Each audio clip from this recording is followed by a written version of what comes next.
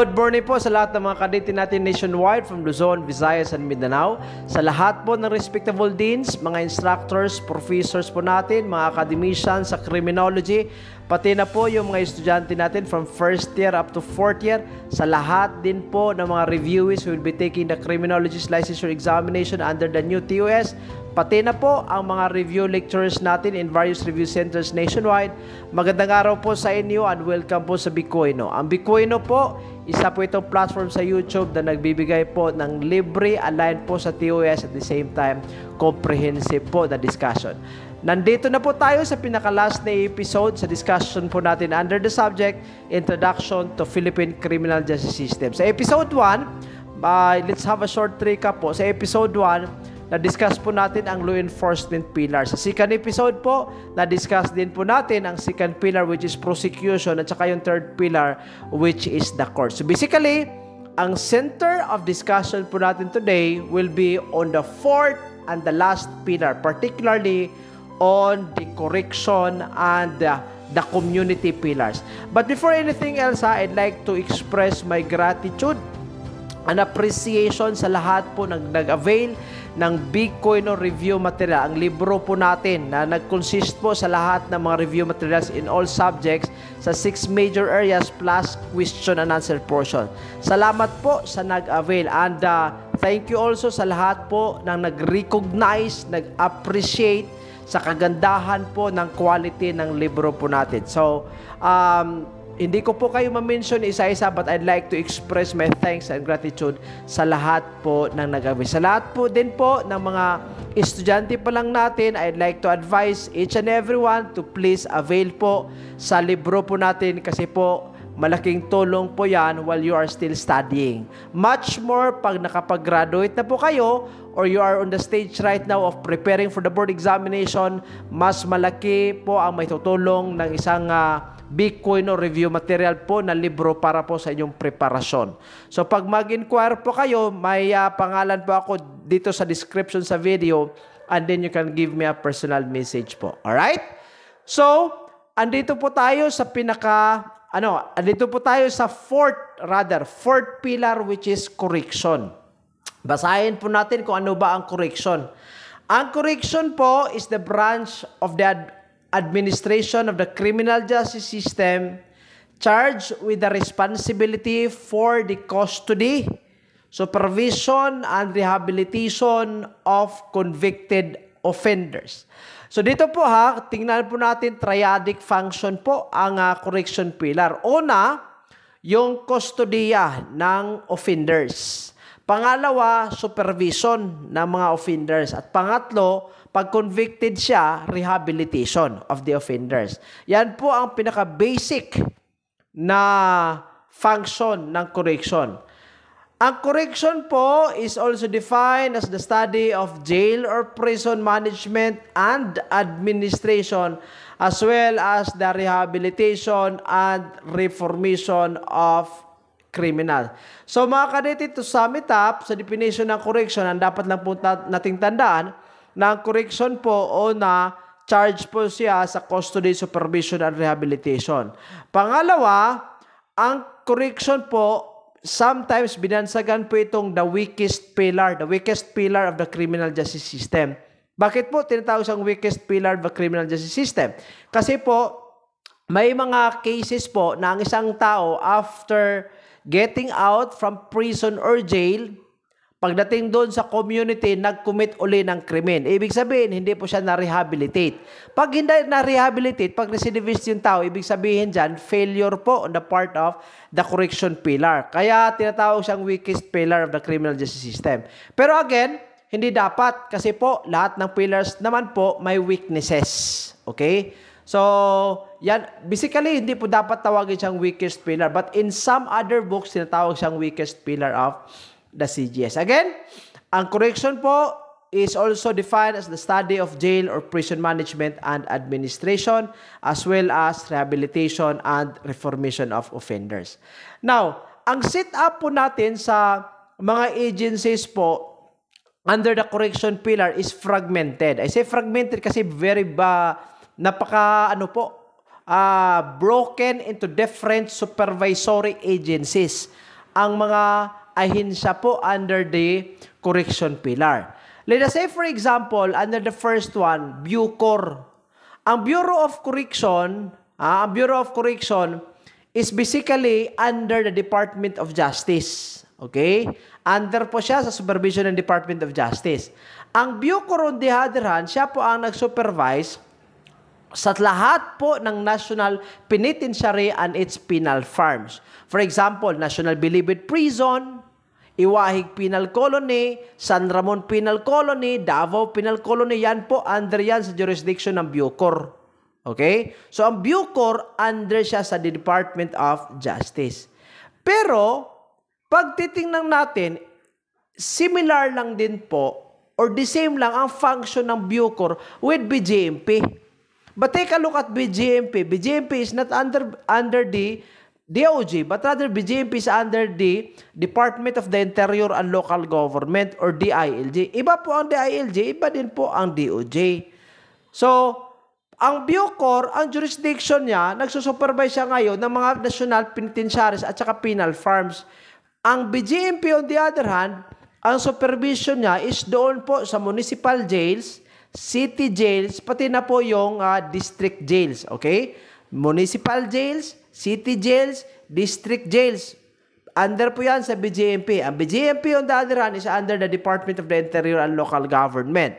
So, pag penal farms ang pinag-usapan, under siya sa Bucor. Pero pag city jail, or municipal or district jail, under siya sa BJMP.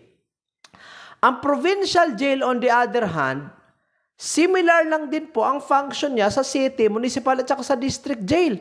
Pero as to the supervision thereof, ang provincial jail is not under directly by the BJMP, but rather, provincial jail is under the provincial government, yung sa Kapitolyo. So basically, ang governor mismo, ang provincial governor ang may hawak nito. Nakuha niyo po, iba-iba kasi ang ano natin supervisory agency, pero iisa lang yung function niya. So that is why a while ago, I was telling na napaka-fragmented po ang organizational setup po natin or organizational arrangement po under the correction pillar. On the other hand, as to the rehabilitation and detention of youthful offenders or mga CICL, child in conflict with the law, o saan po ba inilagay? O inilagay ito sa Youth Rehabilitation Center sa Bahay Pag-asa. Ang Bahay Pag-asa Youth Rehabilitation Center, saan po ba siya na under? Under siya, hindi sa BJMP, hindi sa Bucor, but rather under the Department of Social Welfare and Development. Okay? On the other hand, for Parole and Probation Administration, or PPA, under naman po siya sa Department of Justice. Pati na po ang BPP or Board of Pardons and Parole, under din po sa Department of Justice. May isa pang jail, lock-up jail. Ang lock-up jail, under ba siya sa BJMP, mga kadete? Ang lock-up jail is under po sa Philippine National Police. So basically, yung jail adjacent to the police station, lock-up jail po ang tawag dyan. Doon po, dinidetain yung mga tao na kapag commit ng krimen. So basically, under po siya, hindi sa BJP, but rather under sa Philippine National Police. See? Napaka-fragmented po ng setup po natin. Alright? Now, tingnan natin, balik tayo sa primary schools of penology. Tinatawag din po itong 3 schools of thought ng criminology. Classical, neoclassical, positivist, or Italian school. O na, classical school. Sino ba ang founders dito? Ang classical school, founders po dito, si Cesar Beccaria at saka si Jeremy Bentham, right? Si Cesar Beccaria, tinatawag siya ngayon na father of classical criminology. Ano ba ang classical school? It maintains the doctrine of psychological hedonism or free will. Unahin natin yung hedonism, then isunod natin yung free will. Ano ibig sabihin ng hedonism? Hedonism, ibig sabihin dyan, pain, pleasure, principle, right? Tama po ba, mga kadete? Pain, pleasure, principle. Ano ibig sabihin dyan sa principle na yan? Ibig sabihin, we engage on things that will make us happy, but will avoid things that will make us sad or things that will give us pain. For example, bakit ayaw ng estudyante na mag-aral? Kasi po, ang pag-aaral sometimes is a very painful process. Kaya ayaw mo mag-engage kasi it's a painful process. Right? But we engage. Why do you play Mobile Legends? You play Mobile Legends simply because that is something that could make you happy.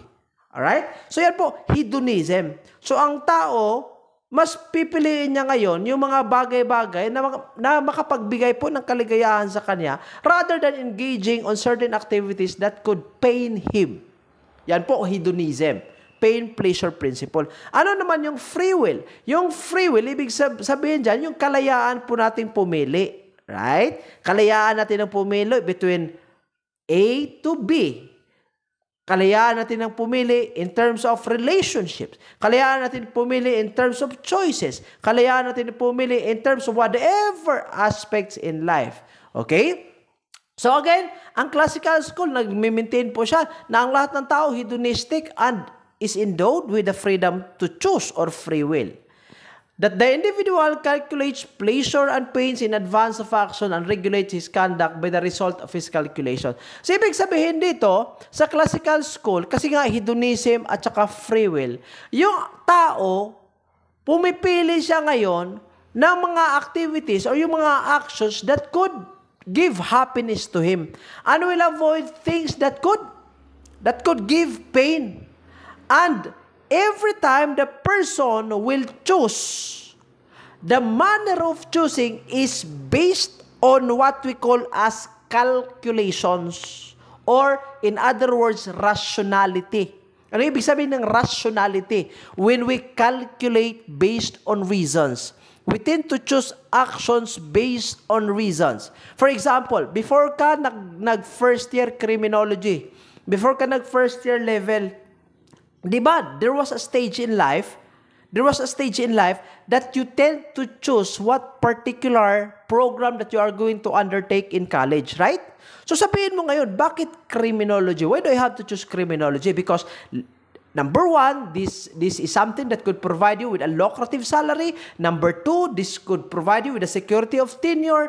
Pag pulis ka, naging pogi ka. Pag pulis ka, marami kang pera. Pag pulis ka, maraming ma-attract sa'yo. Pag pulis ka, maraming magre-respeto sa'yo. So basically, you choose a particular action because that action is something that is favorable based on your reasons. Nagrarason ka. Bakit? Why you do this particular act simply because there's a reason. There's a reason behind. Pag nagrarason ka ngayon, pag gumagawa ka ng action based on reasons, we call that one as calculating or rationalizing. Okay? Pero, dapat nating tandaan mga kaditis, the classical school po, it views that all persons, all human beings are rational and is endowed with free will. Ibig sabihin, lahat ng tao makapagtimbang-timbang kung ano po ang dapat gagawin based on reasons.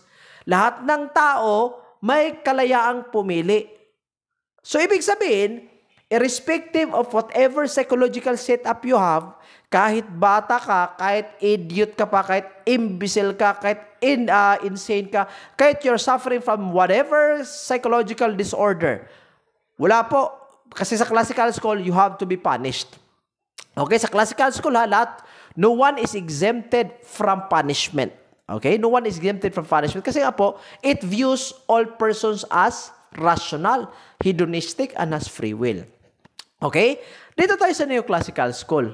Neo, from the word neo, ibig sabihin neo, bago. Okay, neo. Bakit binago? Kasi ang followers ni Cesar Beccaria, sabi nila, okay, a person will choose. A person is rational. A person is hedonistic, but not all. Yun po ang sabi ng followers ni Cesar Beccaria. Ibig sabihin, it rejected on the idea na lahat ng tao is endowed with rationality, free will, and hedonism. Ibig sabihin, kung sa classical school, lahat will be punished irrespective of whatever status in life, dito sa neoclassical school, may exemption. Ang exemption is that if you are a child, if you are a lunatic, if you are an imbecile, if you are an insane person, you are exempted from punishment simply because you cannot calculate between pain and pleasure. Anong ibig sabihin ng you cannot calculate between pain and pleasure? Ibig sabihin, hindi mo alam na ang ginagawa mo is something that could make you happy or could make you sad. Tama po ba? Ang buang na tao, pag binato ka ngayon, hindi alam ng buang na tao that what he is doing is something that could make him happy. Right? Simply because he is devoid from rationality. He is devoid from the choice. He is devoid from hedonism. So basically, they cannot calculate pain and pleasure. So therefore, they should be exempted from punishment. Yan po ang neoclassical school. Now, pag titingnan natin sa classical at saka sa neoclassical school, it centers on the crime and not on the criminal. Kuha niyo po? It centers on the crime and not on the criminal. Ano ibig sabihin dyan? Ibig sabihin, ang tao will have to be punished simply because he committed a crime. Right? Pero sa positivist or Italian school, it centers or it focuses on the criminal and not on the crime. Kuha niyo po? Sa classical school, neoclassical, it focuses on the crime. Kapag commit ka ng krimen, you have to be punished. Pero sa positivist Italian school, hindi muna. You have to take a look first on the nature of the criminal before the crime. Meaning, it emphasizes on the criminal and not on the crime. Okay? Yan po kahit tinatawag siya positivist or Italian school. Sino ba yung founder dito? Yung father of modern criminology, si Dr. Cesar Lombroso, along with his students Enrico Ferri, Rafael Garofalo, blah, blah, blah, blah, blah. So bakit tinatawag itong Italian school? Kasi po, ang founders po nito, mga Italiano po. Okay? Positivist or Italian school. Okay? Una po, it adheres that crimes, as any other act, is a natural phenomenon. Criminals are considered as sick individuals who need to be treated by treatment programs rather than punitive actions against them. So, anong sabi dito? Ibig sabihin na ang tao na nag-commit ng isang krimen, parang may sakit siya. Kasi may sakit siya, ang gagawin ngayon, dalhin siya sa hospital at doon po siya gamutin. Ang tanong, anong ibig sabihin sa cliche na yan? Ibig sabihin, ang sickness po refers to your criminal behavior. Kasi may criminal behavior ka, you have to be put in the hospital. Ang hospital dyan does not refer to the literal hospital, but rather it refers to jail and prisons. Dadalhin ka sa jail and prisons. Ang treatment dyan, ano bang ibig sabihin dyan? Ang treatment will be the Inmate Welfare Development Program that you have to undertake. For example, criminal behavior mo, kawatan ka. Bakit ka nagnanakaw? Kasi po wala kang trabaho eh. Wala kang trabaho. So, yung criminal behavior mo is something that would lead you to the commission of the crime. So, ano ngayon? Dakpin ka ngayon. Dalhin ka doon sa hospital. Dalhin ka sa penal institution or sa jail. Pagdating mo doon sa jail, kasi wala kang alam sa trabaho, a certain treatment program like livelihood program or educational program or vocational program will be given to you because the moment you undertake these programs and then you get out from prison, naging rehabilitated ka na. Nung pumasok ka, kawatan ka, paglabas mo, ano na, productive individual ka na. Bakit? May skills ka na, may education ka na, may background ka na sa ETSDA, may in situ ka na. So basically, pagdating mo sa community, treated ka na, hindi ka na sick individual. Kaya po, ang positivist or Italian school, nagfo-focus po siya sa criminal and not on the crime. Kasi sa classical and neoclassical, punitive eh. You have to be punished kasi nag-commit ka ng crime. Pero sa positivist, hindi. Wag mo. Tingnan muna natin bakit ang isang tao nag-commit ng krimen. Okay? Kuha po. Yan po ang schools of criminology. Alright? Lalabas yan sa board examination. Purposes or justifications of punishment. O na, ito, napaka-common po nito memorize nyo po. Pag hindi nyo ito na-memorize, nako, bahala kayo. Pag magsipag po kayo sa pagre-review, I tell you, you will pass the board examination. Pag magsipag. Pero pag nagre-review kayo, only 30 minutes or 10 minutes or 20, kasi parang mabibiyak yung ulo mo pag nagbabasa ka, nako, patay tayo dyan sa board examination. Memorize nyo to justifications of punishment. O na, retribution. Ano ibig sabihin ng retribution? Retribution, ibig sabihin, una, vengeance. Pangalawa, revenge. O, retribution na yan. Pag makikita mo sa question sa board examination, revenge or vengeance, ano yung answer? Retribution. So, sa retribution, bakit po ang isang tao will have to be punished? Because they deserved it. Okay? They deserved it. Okay? So, they fit to be punished because nag-commit sila ng krimen eh. They deserve it. As a matter of retribution, or as a matter of vengeance, they have to be punished. So, basically, yan po ang unang justification po natin. Pangalawa, expiation or atonement. It is a punishment in the form of group vengeance where the purpose is to appease the offended public or group. Dito sa retribution, individual. Okay? Parang, pinatay mo yung kapatid ko. So therefore, as a matter of vengeance, dapat dakpin ka, ilagay ka doon, pasok ka doon sa penal institution for several years, you will be serving there. Mag-suffer ka doon. Yan po. Retribution yan. So, I could be appeased knowing that you are inside the jail or inside the prison.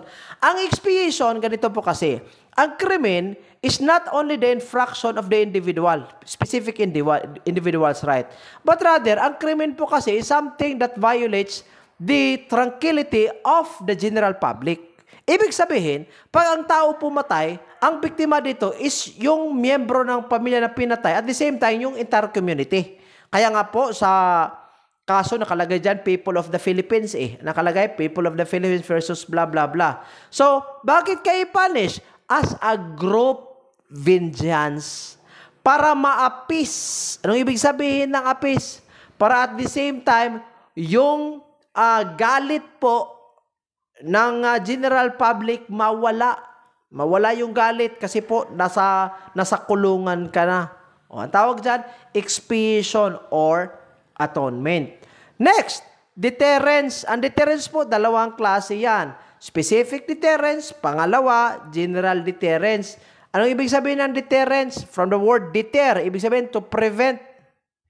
Sa individual deterrence, pag nakakita ka, yung kapitbahay mo, dinakip, nilagay doon sa prisuhan, inilagay doon sa jail, nagsasuffer siya doon.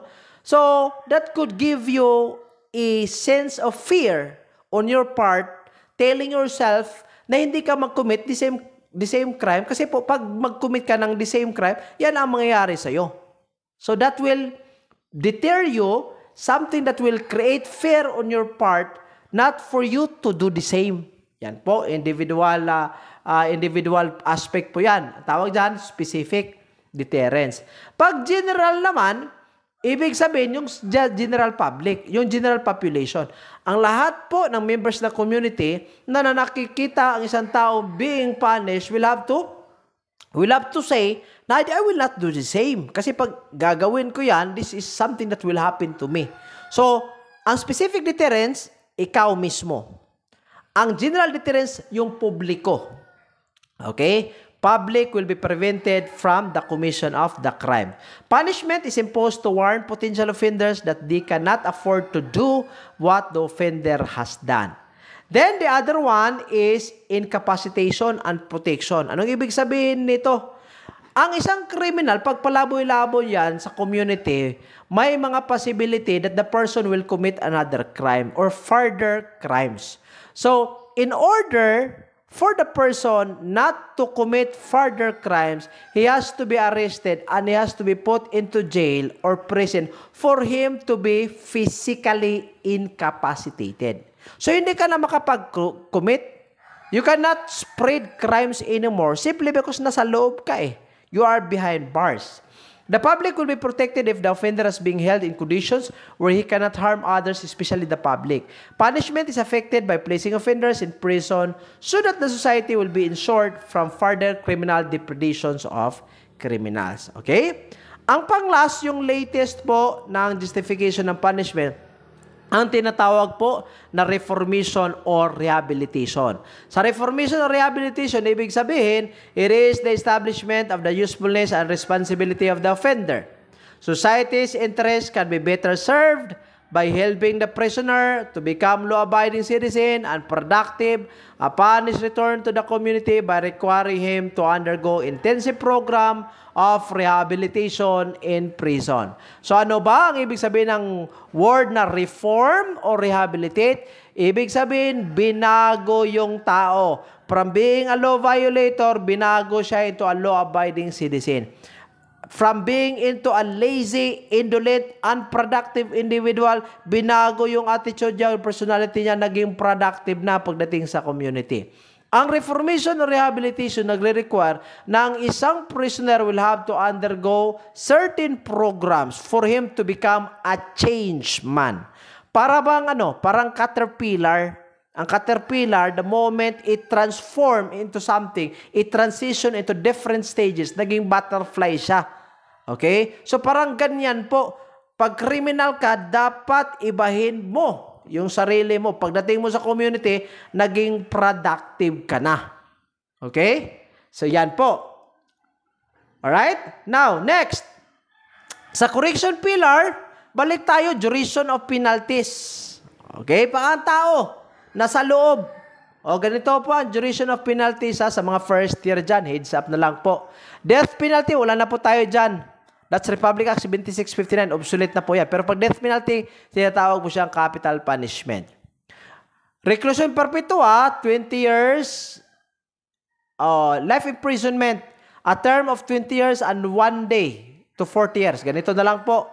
Reclusion perpetua, para klaro 20 years and 1 day. 20 years and 1 day. Dapat may 1 day yan to 40 years. Okay? Reclusion temporal, 12 years and 1 day to 20 years. Presyon mayor, 6 years and 1 day to 12 years. Presyon correctional, 6 months and 1 day to 6 years. Arresto mayor, 1 month and 1 day to 6 months. Arresto minor, 1 day to 30 days. Memorize nyo po lahat ito napaka-basic po nito. Dapat na-memorize na yan. Next. Sino ba ang prisoner? Sino ba ang prisoner? A person is under the custody of lawful authority. A person who by reason of his criminal sentence or by decision issued by the court may be deprived of his liberty or freedom. So basically, when we say prisoner, unang definition, ito po yung mga tao na kinukuha po sa kanila yung kalayaan. Inilagay doon po sa kustodiya ng authorities.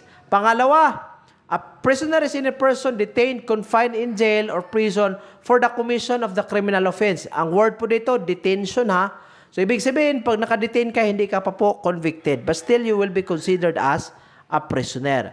Pangatlo, a person committed to jail or prison by a competent authority for any of the following reasons. To serve sentence after conviction, trial, or pwede po investigation. Right? So, pag under trial ka, pag under investigation inilagay ka sa kustodiya ng authorities, ang tawag po sa'yo is prisoner. Okay? Next, general classification of prisoners. Ang general classifications po, tandaan, 3 lang po yan. Detention, sentence, at saka yung safekeeping. Pag detention, ibig sabihin, hindi ka pa po convicted. Okay? It's either you're undergoing trial or you are waiting for judgment. Alright? Ang tawag sa'yo, detainee or detention prisoner. Pag may judgment na, convicted ka na, ang tawag sa'yo, sentence prisoner. On the other hand, yung mga tao who is suffering from psychological disorder na naging violente, yung mga insane individuals who became violent, pwede din po ilagay doon po sa kustodiya ng authorities. Ang tawag po sa kanila, prisoners who are on safekeeping. 3 detention, hindi ka convicted. Sentence, convicted ka na. Safekeeping, you are suffering psychological disorder, inilagay ka sa kustodiya. Okay? Next, concentrate natin itong sentence prisoner. Ano ba yung sentence prisoner? Sabi ko kanina, ito yung sentensyado na. Convicted na po. Okay, 4 po dito tayo sa pinakamababa. Municipal prisoner. Sa municipal prisoner na na-confine sa municipal jails, ang kanila po is imprisonment from 1 day to 6 months. Okay? 1 day to 6 months, municipal prisoner. City prisoner, 1 day to 3 years. Ang municipal, 1 day to 6 months. City, 1 day to 3 years. Those detained therein whose cases are also filed with the municipal trial court. Provincial prisoner, 6 months and 1 day to 3 years. Okay? 6 months and 1 day to 3 years. If lumagpas po sa 3 years, naging 3 years and 1 day na, or 3 years and 2 days, or 3 years and 3 days, pataas na po siya. Basta ang minimum is 3 years and 1 day, pataas, tawagin po ang isang tao na insular or national prisoner. So, pag provincial, city, or municipal, doon ka lang sa jails under the Bureau of Jail Management and Penology. District Jail, City Jail, or the municipal jail. Pero pag lumagpas ka na ngayon ng 3 years, naging 3 years on 1 day ka na, saan ka na inilagay? Doon ka na sa custodia under the Bureau of Correction. So it's either you will be transported to Muntinlupa, doon ka ilagay sa San Ramon Penal Colony, Iway Penal Colony, so on and so forth. Okay? So yun po. Now, kanina, I talked to you about programs under rehabilitation, di ba? Or programs that could rehabilitate rather the individuals. Ang tao po na nakapag-commit ng krimen is considered to be a sick person. May criminal behavior po siya. Ang target po ng correction is to get rid of that criminal behavior, to change the person. Paano po ba masisang isang tao? I-undergo yung tao na yan into different programs. Marami po tayong treatment programs. Una po, pag pumunta ka sa isang prisuhan, pag inilagay ka doon, tapos hindi ka nakapag-graduate ng high school or elementary, makapag-graduate ka talaga. If you will undergo prison education. Andyan po ang Alternative Learning System or ALS by the Department of Education. Remember, ang prison education, tinatawag siyang cornerstone of rehabilitation. Tandaan po sa mag-take ng board examination. Cornerstone of rehabilitation. Ano sagot? Prison education. It is the process or result of formal training in school or classrooms intended to shape the mind and attitude of prisoners towards good living upon their release. Okay? Sino ang responsable dyan? Department of Education. Pwede din po ang mga vocational courses. Ang DepEd usually nagdi-deliver sila ng Alternative Learning System or ALS sa mga prison. Pangalawa, work programs.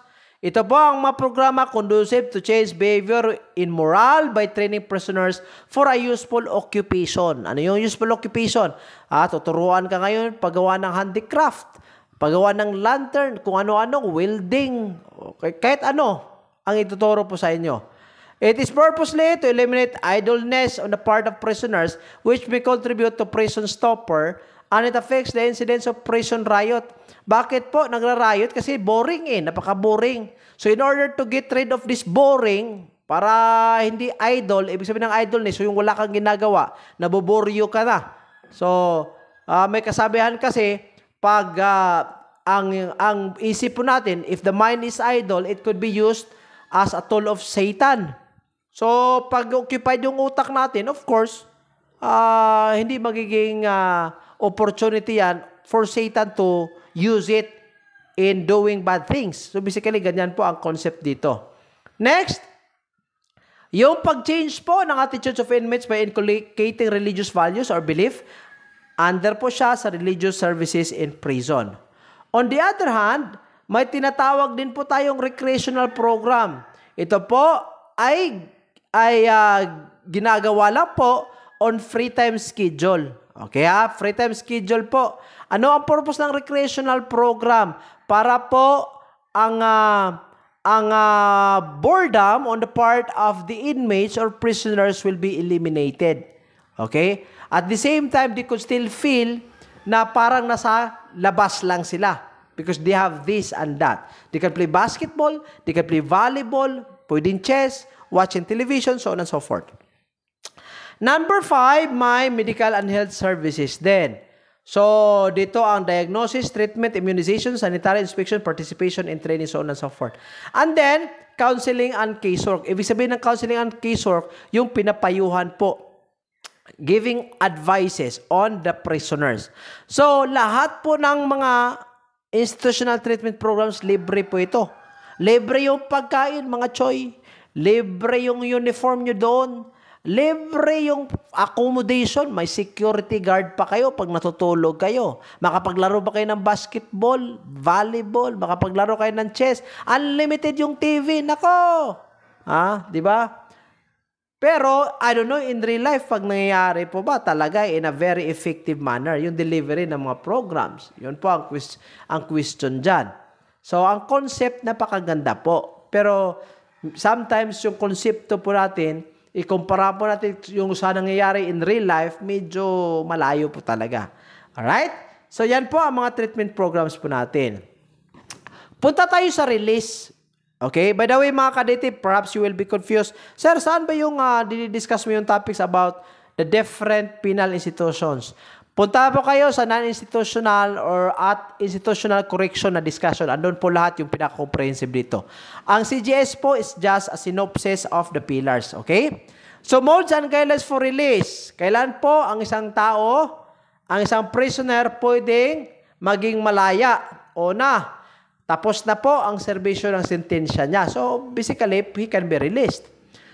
Letter B, may order ng korte. Sabi ng korte, palabasin nyo yan. So, you don't have to, you cannot question the order of the court.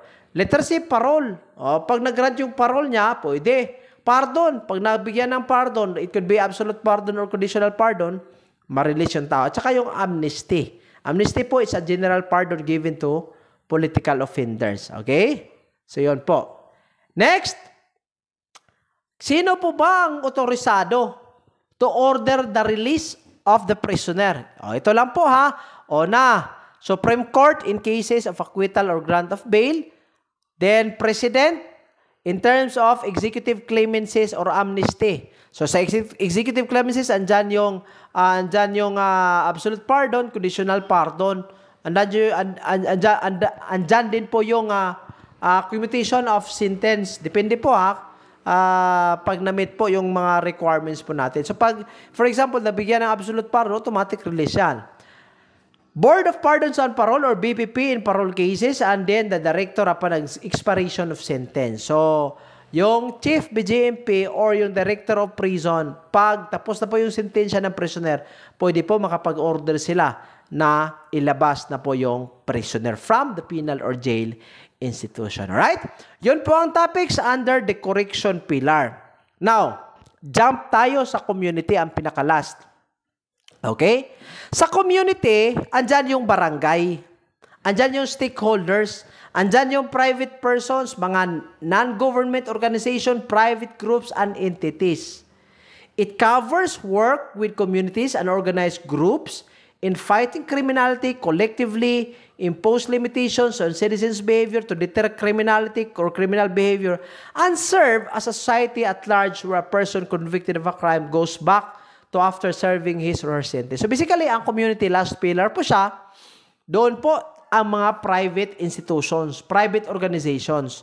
Ang mga private organizations may role to take in the criminal justice system. Kasi una po, pag miyembro ka ng isang grupo, di ba sa grupo natin nire-regulate kung ano po yung correct behavior na i-portray po natin sa society? Pag miyembro ka ng fraternity, di ba mismo ang fraternity may constitution and bylaws na nagsabi na hindi ka pwedeng palaboy-laboy o pasaway sa society. At the same time, ang community, the moment the prisoner will go out, siya yung mag-receive. Siya yung tutulong.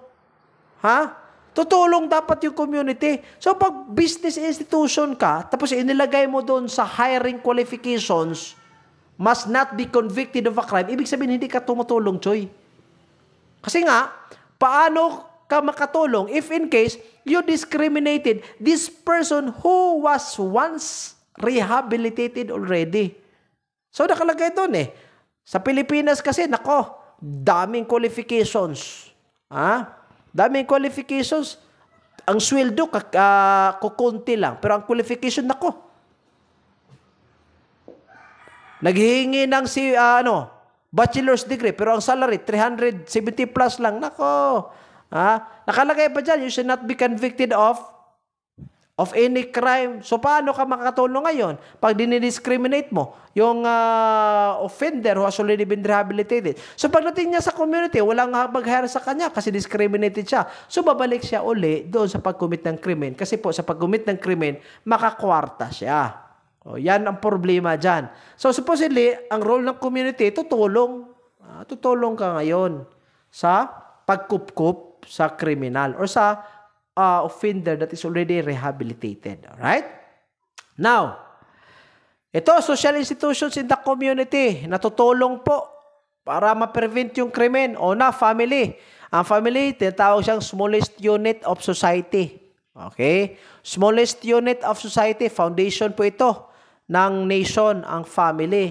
Ang school naman, eskwela, ito yung second family natin. O dyan,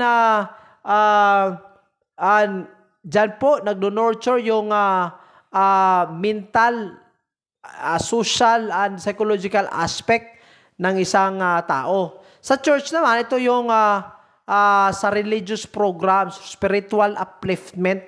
Media. Ang media po, may tungkulin din po. Nagagampanan po para po ang community will not be acquainted with rampant criminality. Ang media kasi po, sometimes pag negative po ang binabalita po natin sa radio, naging negative din po yung effect niyan sa mga listeners po natin. Kaya nga po, sabi ko sa klase ko, ang media po kasi is the most influential social institution in the community. Pero there are a lot of times na ang social media po or ang media in general is abusing their privilege, their freedom of expression, their freedom to speech. Naging kasi nga po, kung titingnan nga natin yung advertisement mismo, 99.9 parang germs ba? 99.9% ng advertisements, lahat po exaggerated, di ba? Saan ka makakita ngayon na pag-iinom ka, tapos pag-iinom mo ng soft drinks, pupunta ka ngayon sa center ng kalsada, tapos magpasagasa ka ngayon ng train. Tapos ang train pa yung ma-damage, ma-destroy. Ay nako. Saan ka ngayon pag mag-spray ka ng isang deodorant? Sa armpit mo, the moment you spray it, lahat ng mga angels will be descending from heaven. They will fall down. They will fall down from heaven. Ako, pag magsasabon ka nito, marami ang susunod sa iyo. Very exaggerated. Sometimes yung news nga natin, one-sided story. O social institution dapat that could help the community prevent crime. Other non-government organizations like the business institutions, non-government organizations, even fraternities, pwede din po nito. Lahat ng mga organisasyon na nasa community po. Now, ito hindi ito kasali sa TOS, Katarungang Pambarangay, pero supplemental topic po ito. Mga kaliti, ito po sinasabi ko sa inyo. Huwag kayong maging obsessed sa TOS na yan. Kasi po, pag naging obsessed kayo sa TOS, kung ano ang topic sa TOS, yun lang ay review niyo. Nako, talagang bitin. Talagang bitin po. Kasi po, ang supplemental topics, yan po ang mag-bridge from one topic to the other. Okay, ito nakalagay doon sa TOS, pero i-discuss po natin. Katarungang Pambarangay or village justice.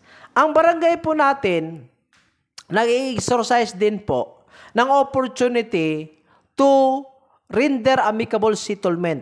Tawag dyan, village justice. Amicable settlement if there are disputes or disagreements among the members of that barangay. Ang pag-settle po ng disputes, dadaan po siya sa tinatawag nating lupong tagapamayapa or simply the lupon. Okay? Ang lupon po is created by the elected chairman of the barangay 15 days after he won the election. Ang members po nito, 10, minimum of 10, then maximum of 20. Ang kanilang tenure of office po is 3 years. Okay? So they will be working in the barangay pero wala silang sweldo, honorarium lang. Depende po kung magkano ang income ng isang barangay. So, ang qualifications niya, na hindi naman po napaka-strict, for example, di siya disqualified by the law, possessing integrity, impartiality, blah, blah, blah, blah, blah. Remember, ang lupon po, tinatawag siyang, members of the lupon is considered to be persons in authority. Alright? Huwag niyong kalimutan yan, persons in authority. Ang sekretary ng barangay, automatic magiging sekretary siya ng lupon. Now, pag may dispute, pag may disagreement sa barangay members, ang gagawin ngayon is mag-file ng complaint yung agrabyado. Okay? Now, it would be very impractical pag ang yung 10 to 20 members ang magsisitol dyan. So, ang gagawin ngayon, mag-select ka lang ng 3 sa 10 to 20 members. 3 lang po yung pipiliin. Ang 3 po na mapili, tatawagin po siyang pagka-tagapagkasundo. or conciliation panel. Conciliation panel o pagkatagapagkasunod, tatlo po sila ha. Paano po ba ang manner ng seleksyon? Dalawa po ang manner ng selection. Una, mag-draw lots or lottery. For example, pag inilagay yung names doon sa 10 to 20 members sa isang baso, tapos kukuha ngayon yung parties ng tatlong papel, yung pangalan sa tatlong papel, yun po ang magiging pagkatagapagkasundo. Yun po ang una.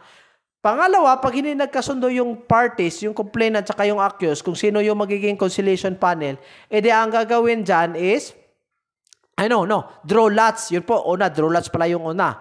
Or lottery. Pero pag magkasundo naman po, I'm sorry ha, yung una is lottery. Pangalawa, pag magkasundo sila sa pagpili ng tatlo, for example, sabihin ng accused, gusto ko siya. Gusto ko si Pedro. Sabihin ngayon ng complainant, gusto ko si Juan. Gusto namin si Maria. So, pag nag-agree po sila on the 3 members who will be selected, then okay po. Yun po ang pangalawang paraan. Pero pag hindi sila mag-agree, balik tayo sa lottery. Okay? Alright? So, ang pagkatagapagkasundo or conciliation panel, sila yung mag-settle po. Alright? Next. Again, ang lawful members shall be considered or deemed as persons in authority. The lawful or pangkat members shall serve without compensation. Pero may honorarium yan. Okay? Now, ano po ba ang jurisdiction ng barangay in terms of settling the disputes? Ang jurisdiction po is on crimes whose punishment does not exceed 1 year imprisonment or a fine not exceeding 5,000 pesos. Anong ibig sabihin nito? Pwede po ang lahat ng krimen masettle sa barangay so long as that crime is not punishable by not more than 1 year imprisonment and a fine of not more than 5,000 pesos. So pag rape, ang rape punishable yan reclusion perpetua yan mga kadete. So dadalhin mo ba yan doon sa barangay para i-settle? Naku, hindi. Kasi nga po, more than 1 year Pero pag alarms and scandals, months lang yung punishment. O ilagay mo doon sa barangay level. Okay? So, ang procedure po natin ngayon, una, mediation sa barangay kapitan. Ibig sabihin, kapitan muna ang mag-mediate. Pag hindi talaga ma-settle yung dispute during mediation, ibig sabihin ng mediation, yung kapitan dyan, mag-o-observe lang siya, mag-facilitate lang siya na ang accused saka yung complainant will come into agreement. Yan po, mediation yan. Pag hindi masettle sa kapitan through mediation o conciliation na, doon na po sa pagkatagapagkasundo. Sa conciliation, pwede po yung pagkatagapagkasundo could advise on what would be the contents of the award. Ang award po, ang award po na tinutukoy dito refers to the agreement. So, pwede makapag-advise yung conciliation panel na ito po ang ilagay natin sa agreement po natin. Right? They can suggest. Yan po ang pagkakaiba sa conciliation at saka yung sa mediation. Sa mediation, facilitator ka lang. Sa conciliation, you can suggest. Okay? So, subject matter for amicable settlement at saka yung exception ha. Again, all crimes so long as the punishment does not exceed 1 year and a fine not exceeding 5,000 pwede sa barangay. Okay? Pero exception there too. Where one party is the government or any subdivision or instrumentality thereof. Example, DSWD versus private individual. DPWH versus private individual. Elementary school versus the private individual. Saan po? Diretso ka na sa korte, wag na doon sa barangay. Kasi nga po, ang isang party is part of the government. Pangalawa, where one party is a public officer or employee and the disputes relates to the performance of his official function. Ibig sabihin, yung isang party dyan, it could be the accused or the complainant, is a public officer or a public employee. Tapos, ang complaint is relative to the performance of his duties. For example, police officer, kumuha ng baril, tapos tinutukan ka ngayon. Sinabihan ka na pag hindi ka mag-open ng U-box, babarilin kita. So basically, you do not go to the barangay. Pero pag police officer naman, pero yung complaint is not related to the performance of his duties. For example, police officer siya. May-ari siya ng kambing. Yung kambing niya, kinain yung malunggay tree. ng kapitbahay. Yung kapitbahay, magkukomplain ngayon. Saan siya magkukomplain? Doon ba sa korte? Ang sagot, hindi. Kasi nga po, yung pagkain ng kambing owned by police officer is not related to the performance of his official duties. Okay? So, yun po. Next, offenses punishable by imprisonment exceeding 1 year or a fine exceeding 5,000 pesos, di po siya pwede sa barangay. Okay? Yun po sabi ko kanina. Next, paragraph D, offenses where there is no private offended party. Ang tawag po nito, victimless crime. Okay? Yung mga victimless crimes, drugs for example, kailanganin ba yan na isettle sa barangay? Hindi po. Victimless walang private offended party yan Next, where the dispute involves real properties located in different cities or municipalities, unless the parties thereto agree to submit their differences to amicable settlement by an appropriate lupon. So, ibig sabihin, when you say real property, yung lupa, okay? May pagtatalo po sa lupa. Tapos, ang lupa belongs to different city or municipalities. For example, Municipality 1, tapos yung complainant from Municipality 2. Yung accused is from Municipality 3. So, basically, different municipalities. So, di po siya pwede. Pero pag mag-agree yung dalawang parties to settle it in a certain lupon, then fine. Pwede po siya. Next, disputes involving parties who actually reside in barangays of different cities or municipalities, except where such barangay units adjoin each other and the parties thereto agree to submit their differences to amicable settlement by an appropriate law. Yun po, this is connected to letter A. So basically, may dispute kayo. Yung letter A, property. Dito, kahit hindi property, nagbugbugan kayo during the basketball game and that person is from other barangay and you are also from the another barangay. So, pwede po, so long as mag-agree kayo kung saan lupon po kayo, pwedeng isolve. Right? So, pwedeng mag-adjoin yung dalawang barangay units. Okay? Next, such other classes of disputes which the President may determine in the interest of justice, blah, blah, blah, blah. Okay? Form of settlement, lahat po ng amicable settlement po sa lupon shall be in writing in a language known to the parties. Ibig sabihin, pag Bisaya, Bisaya lahat. Pag Tagalog, Tagalog po. Attested po ito sa lupon chairman or the pagka-chairman as the case may be. Alright? Pero pag iba-iba yung language ng mga parties, then it should be written in language which can be known to the both of them. Yung isa, Ilonggo. Yung isa, Bisaya. Hindi yan magkaintindihan So, ano ang gagawin? Pumili ka ngayon ng language na Tagalog or Filipino para yung Ilonggo could understand Filipino at the same time yung Bisaya could understand Filipino also. Right? Next, precondition to filing of complaint in court. Ang emphasis po dito ganito. Wala pong complaint, walang petition, walang action or proceeding involving any matter with the authority of the lupon shall be filed or instituted directly in court without or unless there is the confrontation of the both parties before the lupon chairman. Ang ibig sabihin dyan, pag ang isang kaso is within the jurisdiction of the lupon, do not go directly to the court. Kasi pagdating doon sa court, sasabihan ka ngayon, hoy, bumalik ka sa barangay, isitol nyo muna yan sa barangay.